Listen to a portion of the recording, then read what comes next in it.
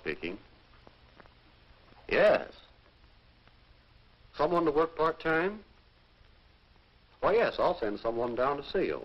Someone who'll do the caliber of work you expect. Goodbye. Work. There's a word that's used much more than it's understood. As counselor here at our school, I get to hear and see a great deal about work and what it means. Good work, fair work, poor work. I'd like to tell you about a certain student who was here about 5 years ago. His experience has important meaning for you. When Frank Taylor started in his first real job, he had only a vague idea about work, his responsibility to his employers, and to himself. But suppose we let Frank tell his own story. It all started with a sign in the window of Canfield Shoe Store. Sounded good, a chance to earn money for some of the things I wanted. So I talked to Mr. Canfield. We got along all right, and, well, I got the job. It wasn't bad for a week or so, but then I began to get bored. It was just put shoes away, day after day. Put shoes away. Put more shoes away. Nothing ever broke the routine. All I did was put shoes away. And then the pay I got. Huh. That wouldn't buy many of those things I wanted. The shoe business was no good.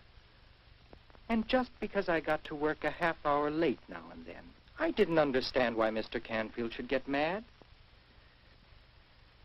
When I had a customer, it was tiny shoes on big feet. These didn't look right. These didn't fit right. These were too expensive. These hurt her feet. Boy, some of those people really made me sick.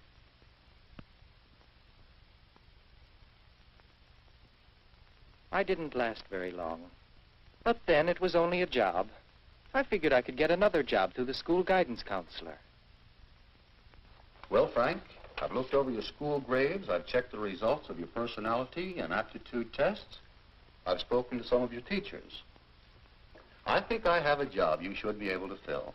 That's great, Mr. Barlow. The job I have in mind is at Mr. Canfield's shoe store. What is it, Frank? Well, I don't think Mr. Canfield would hire me. Why not? Because he just fired me. Haven't you got a different job, maybe, somewhere? Just a minute, Frank. If Mr. Canfield fired you, you might have the same sort of trouble somewhere else. Would you like to tell me about the job and what happened? Well, nothing happened. The job was just dull and routine. The same things every day. I was just bored with it. You know, Frank, I don't think there is such a thing as a dull job. But suppose you tell me what you think is interesting work. Oh, I think it would be exciting to be an architect or an airplane pilot. Yes, those can be interesting jobs. Or they can be dull and routine, too, depending on your mental attitude. Why do you suppose an architect finds interest in his work? Because he does something important. Designs houses and buildings and bridges and lots of things. Yes, an architect does help to make things that people need. And he can look with pride on the completed structure. And the pilot provides transportation that people need. He can be proud of his skill and his record of safe flying. But what about, a teacher? Can't she be proud of her service to the community? Are druggists important? Where would you be without them? Or without fishermen? Or chemists? Or bank clerks? Or shoe salesmen? Don't they do something useful, something important for people? Look, Mr. Barlow, I didn't take that job to do anything important. I just wanted a little spending money. Any job, piloting a plane or selling shoes, is as important as you make it. If you think it's not important, whatever it is, you'll soon become bored with it and do it poorly. To enjoy your work, you'll need to find in it more than money. You'll need personal satisfaction, pride of accomplishment, a sense of importance to others. Whether it's a part-time job after school or a lifetime career. And as for money, well, we all want money. But if you don't perform any service, or if you don't do your work well, you can't expect much in return, can you? Why, guess not. If your work is to profit you, it must also profit your employer and profit society. But how can you do a job well if it isn't interesting? It wouldn't be much of a job if you couldn't find something interesting about it. Here, these are records of former students I helped get started in jobs. Most of them used to think very much as you do about jobs, but I'd like you to know what they think of their work now. Russell's my name. I'm a carpenter. That's work I really enjoy. Have you ever felt the smoothness of a board after you've planed it? Have you ever smelled fresh-cut wood? Have you ever made something with your own hands? You can't help enjoying work in which you can take a real pride. I'm Ed Kane, farmer. I suppose I started farming in the first place because I like the open air and the soil. But there's more to it than that. The hard work of plowing, planting, cultivating, all leads to the harvest that means success to me and food for people throughout the world. So to me, there's real satisfaction in farming. Dottie Grant is my name. I'm a secretary. To some people, that means just numbers and letters, taking dictation and typing. Well, it's more than that to me. The work that passes through my hands means work for men in factories, keeps railroaders busy shipping our goods, and gives salesmen something to sell. My job is important to many people, and to me. I'm glad to say that I enjoy doing it as well as I can.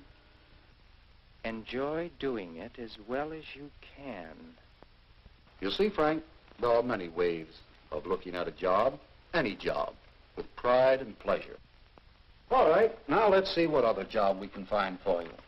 Or, Mr. Barlow, do you think Mr. Canfield would take me back if you asked him to? Well, after Mr. Barlow talked Mr. Canfield into giving me another trial, I found new interest in that job. It was easy to get to work on time, and when I really applied myself to my work, there was nothing dull or routine about it. It wasn't long before I began to see how much other people depended on fellows like me to give them properly fit shoes. Shoes that would wear well and look well. I became proud of the fact that I was building a circle of personal customers, people who came to me regularly for all their shoes. So in Mr. Canfield was willing to give me more responsibility and more pay.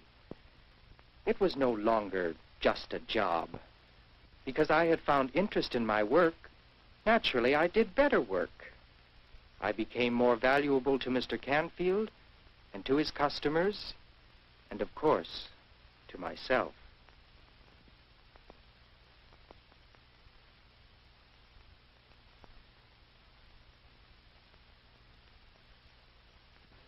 Well, that's the story.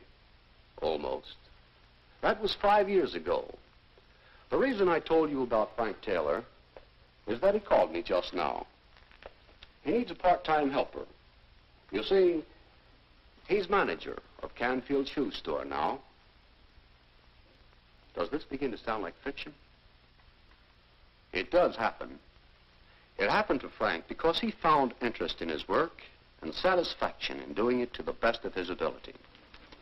Every day, someone, somewhere, learns that more money and more satisfaction are the result when you stop thinking about just the job and begin thinking about work.